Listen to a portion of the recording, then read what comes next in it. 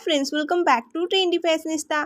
इरकल आणि पैठणी हे महाराष्ट्रातील वस्त्रकलेचे दोन अत्यंत महत्त्वाचे आणि पारंपरिक प्रकार आहेत। तर आजच्या व्हिडिओमध्ये या दोन्ही साड्यांचे वैशिष्ट्य, डिझाईन्स आणि रंगाचे पॅटर्न पाहणार आहोत। त्यासाठी व्हिडिओ स्किप न करता शेवटपर्यंत पाहत रहा। पैठणीचे सर्वात मुख्य आकर्षण म्हणजे तिच्या सोन्याचे किंवा चांदीच्या जरीचा पदर असतो। यावर पोपट, मोर आणि कमळाची फुलं अशी पारंपरिक नक्षीकामाचा वापर केला जातो।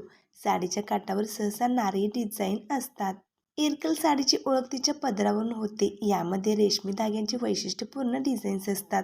इरकलचे काठ हे लाल किंवा मरून रंगाचे असतात आणि त्यांना गोमी असे म्हटले जाते। ही पैठणी सहसा भडक आणि गडद रंगात उपलब्ध असते, जसे की पोपटी, जांभळा, मोरपिशी किंवा शालूचा लाल रंग।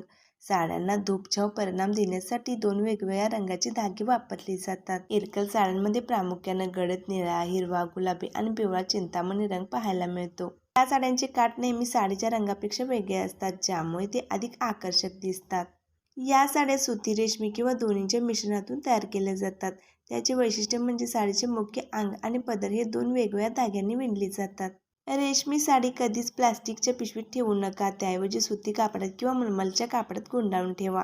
साड्यांना अधूनमधून सावलीत किंवा कपाटाबाहेर काढून हवा द्यावी, मात्र साडी थेट कडक उन्हात टाकू नका, यामुळे रंग फिका पडू शकतो। या साड्या लग्न समारंभासाठी तसेच खास प्रसंगासाठी एक उत्तम पर्याय आहे। या साड्यांवर तुम्ही पारंपरिक मराठमोळी दागिने घालू शकता। यासाठी तुम्हाला बरेच वेगळे रंगाचे कॉम्बिनेशन मिळतील, जे कोणत्याही स्किन टोनवर खुलून दिसतात। व्हिडिओ आवडल्यास लाईक करा, मैत्रिणींमध्ये शेअर करायला विसरू नका।